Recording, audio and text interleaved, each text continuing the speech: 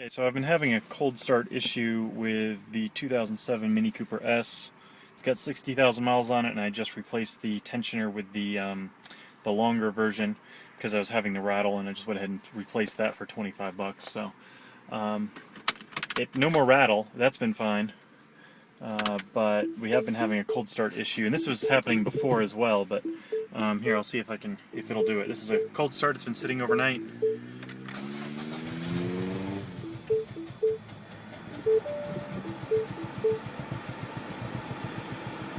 It just can't get up to speed.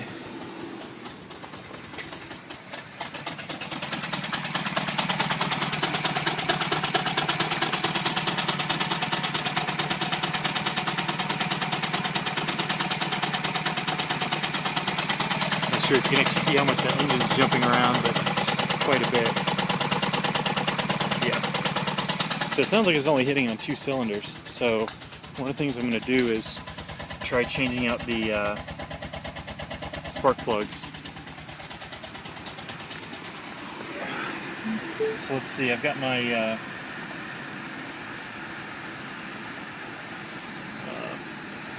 skin gauge set up here.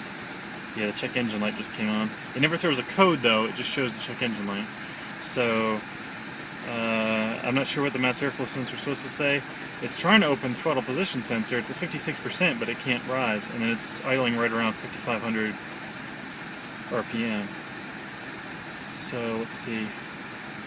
Ignition timing right at 0. Load. It's showing high load because, well, the throttle's wide open. You can get kind of a gas smell, like it's just not burning right. Not getting any rattle though, it's just shaking pretty violently because of the engine jumping around.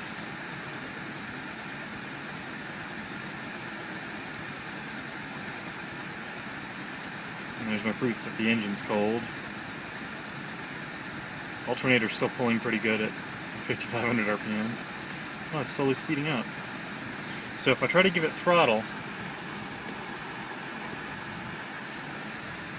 it changes slightly, and throttle position sensor doesn't really change much. So it's already trying its best to keep it open. It's something else. It just can't get it to warm up. So intake air temperature.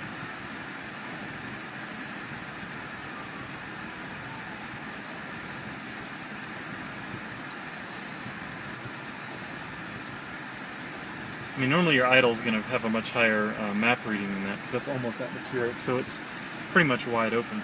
Alright, so if I cut it off here, I'm going to hold down the throttle, and I'm going to try to start it again. Oh, need a clutch. So once it gets up over 1,000, it comes back down, there's no problem. Throttle position sensor at 18%, maps down about half an atmosphere, a little more than half. Idling a little bit high right now. I do have the AC on, let's see.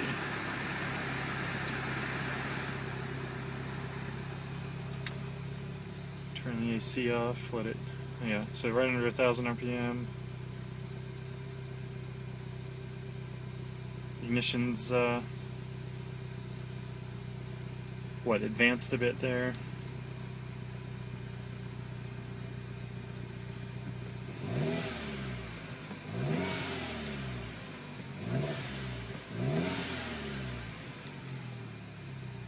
Building boost, no problems. It runs great now. So let's see if I shut it off one more time. I just try to start it normally. No problem. Starts right up. So the whole holding down the throttle thing doesn't always work. Sometimes you try it and it just keeps doing the exact same kind of chugging. It never gets up. So I've had to try it like 4 times in a row, and on the 4th try with holding down the gas, holding down the throttle pedal, it's actually revved up above 2,000 RPM, and then I've let it come back down and just let off the throttle, and then it's fine. And it revs up like no problem. This is a 2007 Mini Cooper S with the John Cooper Works Stage 1 kit. There we go. What's up with that? So I'm going to try the spark plugs now and we'll see if there's any change. Okay, so I did not change out the spark plugs because BMW decided to use 12-point spark plugs where you need a 12-point spark plug socket in order to get them out. Well, I don't have that. I looked them up online. They're $50 a piece. Yeah, that's not going to happen anytime soon. So instead what I did is I removed the little forge blow-off valve adapter that fits on the bypass valve on the stock turbo. So if that's causing any troubles, maybe that'll help. But while I was at it, I went and cleaned up everything with the intake. They just had a little bit of oil in it, a little bit of gunk, a leak around the turbo. None of that should really affect this cold starting thing, but I'm going to at least make sure that's not it. So here we go for another attempt.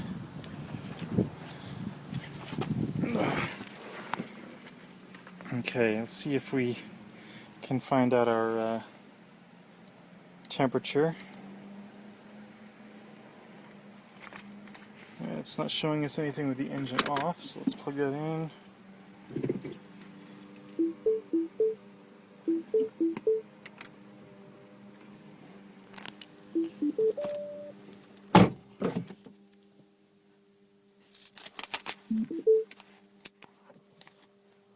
Alright, showing 91 degrees water temperature, so still nice and cold engine.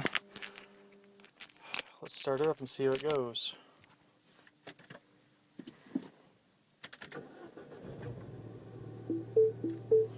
Well, it started to stumble just a little bit and then cranked right up.